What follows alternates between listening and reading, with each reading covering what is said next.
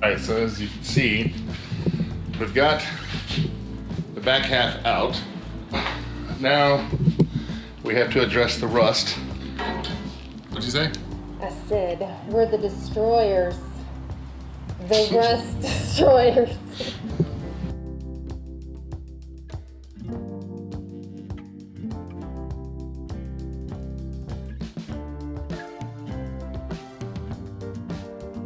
Alright, so we've spent some time this week kind of really researching the concept of, do we take our shell, our exterior shell, off of the frame of the Airstream, or do we try to address the frame issues with the shell on? And it's really kind of challenging, I think, to figure out which direction to go. You've got to build a system to remove the shell.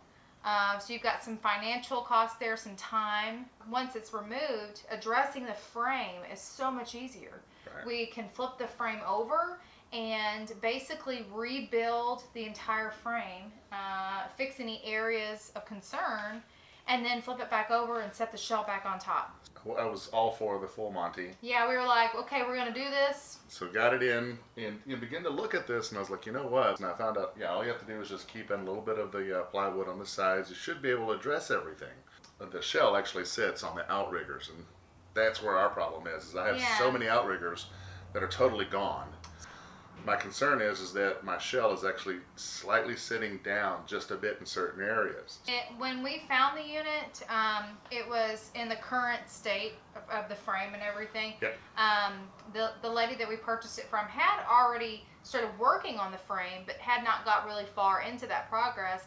And then we hauled it 3 hours back to our house. Which probably. So we're kind of concerned that maybe that might have caused some additional what is that word, sagging or whatever. And we've been working on the frame a little bit this week, doing some wire brushing, knocking off the rust.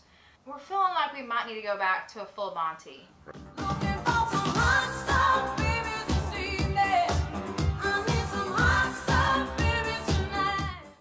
We understand that we're not advocating that every single time you have to take the shell off. I mean, if your outriggers are good, the frame's, it's sitting, pretty level. Just looking at it, we felt like it looked like it was in okay condition. So we pull those off, and there's 40 years of mice habitation going on. Tons of insulation that's fallen through. The outriggers in those sections are sitting in that moisture year after year after year. So as we go 40 years, and they're just corroded. Right. They've got to be pulled out and replaced. I don't know the physics.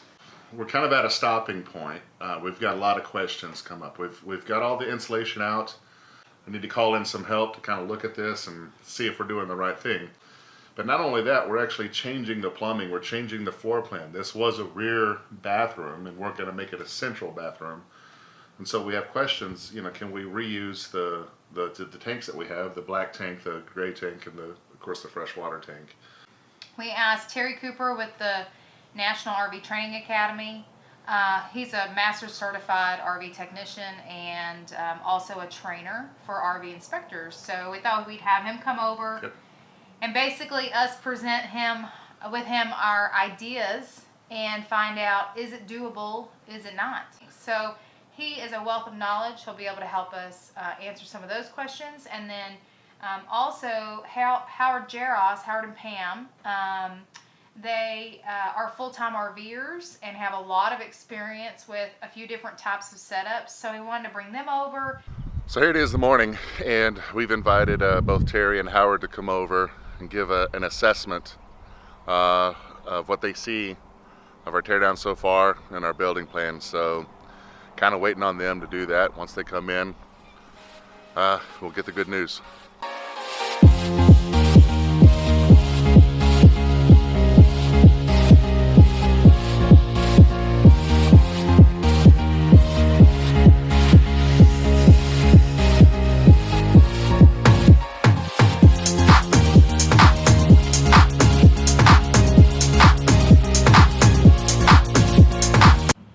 think we can get it done in a week?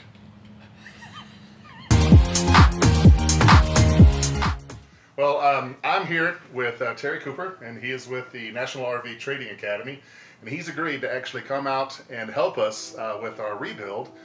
We've definitely reached out to him because, again, guys, we don't know everything. We don't know anything about what we're doing. So, you know, we're more than you think you do. Right. Well, it's all in theory, and before we actually practice our theory, you know, we've brought in a professional. I know that you and I were discussing today, you know, the possibility of actually having to take the shell off, and you and I kind of addressed the condition of the outriggers, and I think, you know, we've come to the conclusion that basically the condition of the outriggers is such that we really need to take the shell off before we can address everything else here. You know, the thing about it though, Todd, is you've got a good unit. I mean, when I look at some of these redos that people are taking on, it's amazing how bad a shape they are and how little they had to work with. But Harriet's in pretty good shape. Yes, you know, you figure the age on her, she's had some life, but she's been pretty well taken care of. But like I say, you do need to get the shell off this thing because you're going to need to get down to the substructure. Now, if you guys were interested in just doing a unit and just kind of, you know, doing a minor remodel, that'd be one thing. But what you guys are wanting to do is to make this thing a real RV that you can live in and work in and take care of. I think you've done the right thing by doing this. Right. But what you're talking about doing is no different than they do with a Ford pickup. Did you realize the 250s and the 350s, they actually have to take the cab off to work on the engines? Right, yeah. So that's all you're going to do. And like you were telling me, where you're going to remove the air conditioner and the roof vents and then gently crane these things up and set it off. The only thing, like you and I were talking about a while ago, we want to make sure is that you put some sort of support between these ribs from one side to the other, so that way it doesn't want to try to come in. One thing that you're going to need to keep in mind as you're going through this is that we have a lot of energy and a lot of enthusiasm when we first started a project like this, and then as it kind of drags on a little bit, we lose our enthusiasm, lose our motivation. So what you're going to have to do is pace yourself, and that way you don't burn yourself out. Right. Because when you go to finish this thing, the final touches, the things that everybody's going to see, that's what they're going to think the quality is how it really looks. So yes, you're going to put a lot of effort in the beginning, but you need to put a lot of effort on the final finish. Right. The tuck and the carpeting and the interior trim. So, and for us, we knew we're buying a shell, we're buying a frame. All the major systems had to be replaced. All the wiring has to be pulled out. So, you know, we have a lot more to come.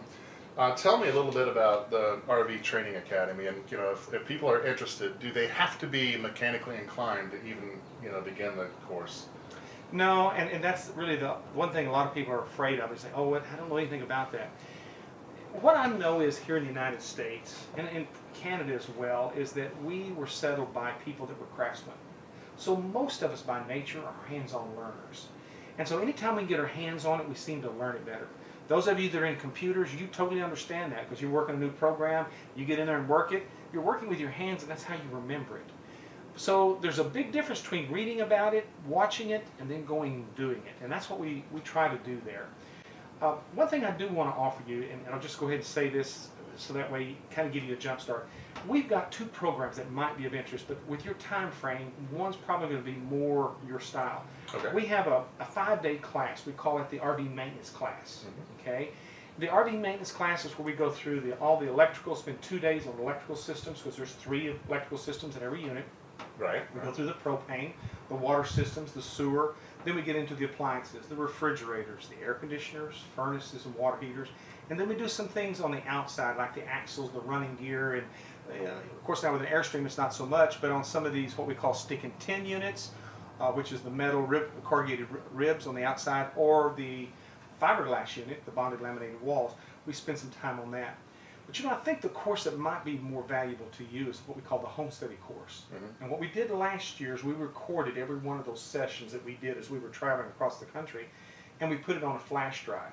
Right. So when you've got, say, 10 minutes, 15 minutes during a break or lunchtime, you just plug that thing in, because every episode's about that 10 to 15 minutes long.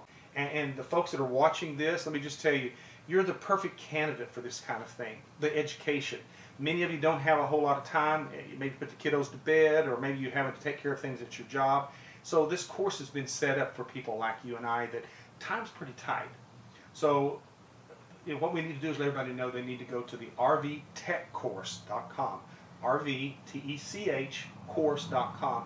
And you go in there and you can sign up either for the 5-day class and come in there and it's very hands-on, or you can take the home study, which we actually have hands-on assignments for you to take there as well. Right. But I'm going to make sure you get a copy of that home certainly. study, so that way, because I think there's some things that we were talking about here earlier today, I think would be answered by you just spending a little time in there, get a jump start. Because I want to come over and spend as much time with you guys as I can, but I just want to make sure that we give you guys as much push and as much support as you need. Okay. Okay. And for those of you, we'll actually put the RV Tech course link in the description down below. So if you are interested, want to learn a little bit more about that, just go to the comments and you'll see the link there. Go over to the link, and it should provide you all the information that you're looking for. Yeah. Well, A little knowledge goes a long ways, and the thing is knowledge makes that fear go away. Yeah. It really does. And I've seen it over and over again. I've trained way too many technicians for dealers, trained way too many people, that I've realized that the more we put our hands on it, the better we'll learn it. So jump in. This is not a project to be afraid of. So come on. I like what these guys are doing, and when they were sharing with me about it, I thought, man, I'm getting my teeth in on this one. This is good stuff. Yeah. I wish I could come out here and help you every day, but I got class. I wish you could too. So there it is, guys. We just got an introduction to Mr. Cooper and Howard. They actually spent the whole day with us and went over quite a bit with us. I'm going to break up the video into several different weeks for you guys because they covered quite a bit of information. Mr. Cooper with all the different systems, the Jeros's about our first time camping and boondocking. So we do ask if you like our video, please go ahead and like the video here. Tell YouTube that you like it so that way they will send it out to other people. Hopefully they will join us along this journey as we continue to rebuild our Airstream. So thank you again. Click subscribe and we'll see you guys next week.